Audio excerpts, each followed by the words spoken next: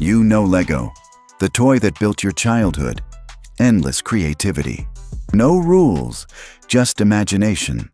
But behind those smiling minifigures is a corporate empire more calculated than you've ever imagined.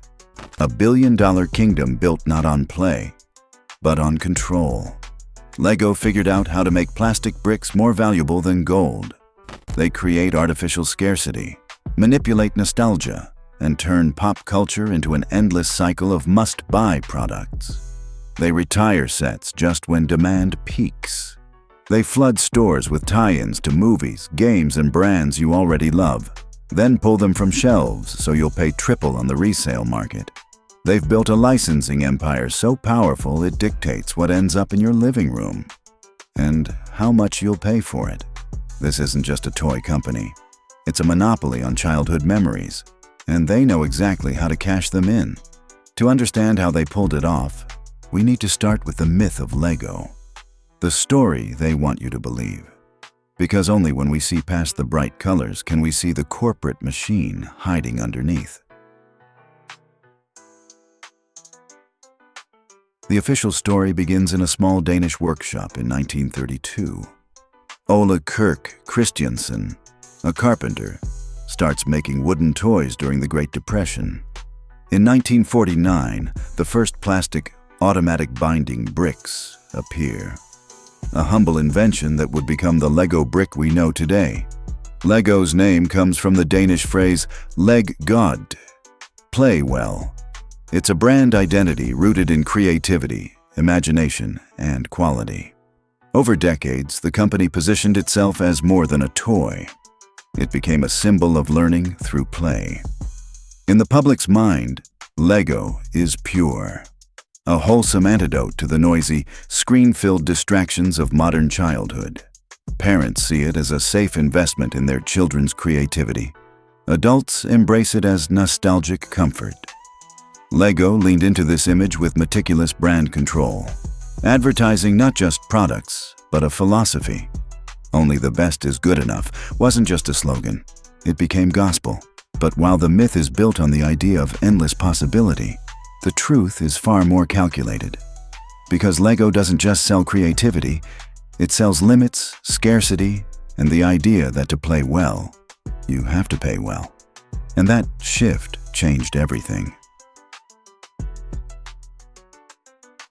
Lego learned early that the surest way to make people want something is to make sure they can't have it. They perfected the art of retired sets, pulling popular products off shelves at the height of demand. The message to consumers is clear: buy now or pay double later. It's a strategy ripped straight from luxury fashion. A Star Wars Millennium Falcon that retailed for $800 now sells for over $4,000 sealed. A simple modular building from the Creator Expert line can triple in price within months of retirement. The artificial scarcity fuels a thriving secondary market, one Lego doesn't directly profit from, but uses to stoke hype for the next release. Lego controls production volumes down to the unit, ensuring just short of enough supply. Limited edition runs tied to conventions or online exclusives vanish in minutes, feeding a frenzy of FOMO purchases. This isn't accidental. It's a deliberate economic model. Short supply, high turnover, repeat customers. The illusion is that Lego is simply responding to demand. The truth, they're engineering it.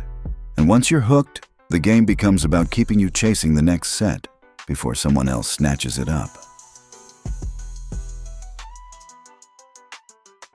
The turning point came in 1999, when Lego signed its first major licensing deal with Lucasfilm for Star Wars. Overnight, the brand shifted from generic castles and spaceships to recreations of pop culture icons, each one a must-have for fans. That first year, sales jumped 35%. It wasn't just a hit. It was a blueprint. Lego realized that licensing wasn't just about selling bricks. It was about selling stories people were already emotionally invested in. Harry Potter, Marvel, DC, Disney, Nintendo. Each partnership opened the door to a ready-made fan base willing to pay a premium for a plastic replica of their favorite world. The strategy was brilliant. Borrow the hype of a movie release, flood shelves with tie-in sets, and then quietly retire them just as the next blockbuster arrives. Fans and collectors, knowing these sets would never return, buy aggressively, often multiples at a time. Licensing also let LEGO charge more. A basic castle set might retail for $80. Add the Star Wars logo, and it's suddenly $160. The brand became less about original imagination and more about monetizing someone else's IP.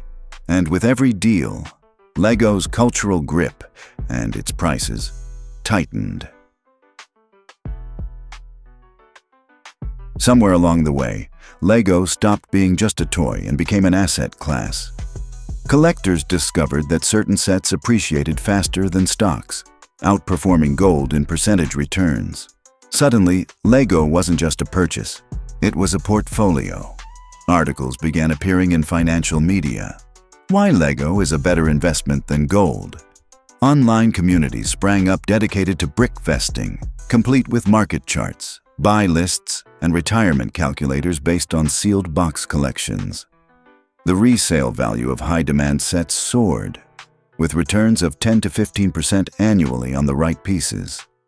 LEGO doesn't officially endorse investing, but they don't need to. Every news story about record-breaking resale prices fuels the perception that LEGO is a safe, even smart, financial play. That perception drives urgency. People buy extras just in case, artificially boosting demand for new releases and accelerating sellouts. For LEGO, it's a perfect cycle. Scarcity drives value. Value fuels investment hype, and hype moves more product at full price. And once sets hit the aftermarket, the inflated prices make retail seem like a bargain, ensuring every new launch feels like a golden opportunity you can't afford to miss. In this market, plastic is worth its weight in gold.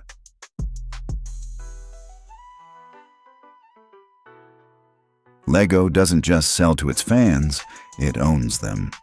The company has mastered the art of turning community passion into corporate property. Through the LEGO Ideas platform, fans submit original set designs, vote on favorites, and dream of seeing their creation on store shelves. But when a design is chosen, LEGO owns the rights. The creator gets a small royalty, while the company reaps the long-term profits. They've built an entire ecosystem around loyalty. VIP programs offer early access to limited sets, exclusive gifts, and points that keep customers locked into the LEGO store rather than buying elsewhere. LEGO conventions and fan events are often certified or sponsored by the brand, ensuring they control the messaging and the experience. Even LEGO-certified stores are tightly governed franchises, with strict inventory, pricing, and display rules, every shelf a curated piece of corporate strategy. This isn't community building. It's community capture. Fans provide free design ideas, viral marketing through social media, and grassroots hype for every release. In return, LEGO gives them the privilege of spending more money, more often, and more urgently. By the time you realize you're part of the marketing department, you've already bought your next set.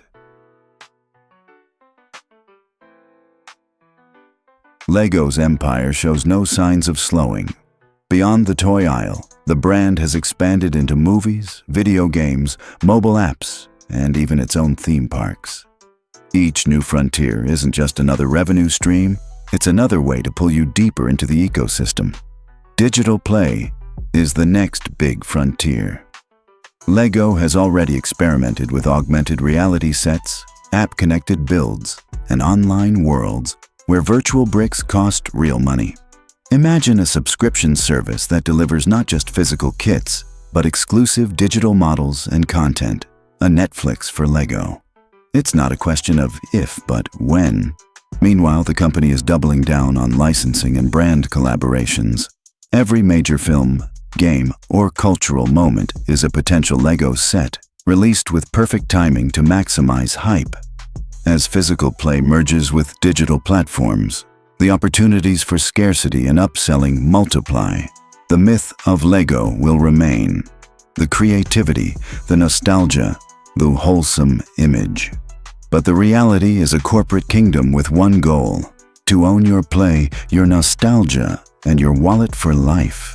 And the most dangerous part, you won't even realize you've been conquered until you're already building the next set. Lego's story isn't just about toys. It's about how a company can turn sentiment into strategy, and strategy into lifelong revenue. They didn't invent scarcity, licensing, or community capture. They perfected it under the cover of creativity.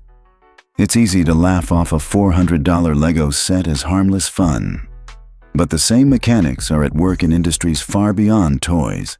Gaming loot boxes, fashion drops, tech upgrades, even your morning coffee habit.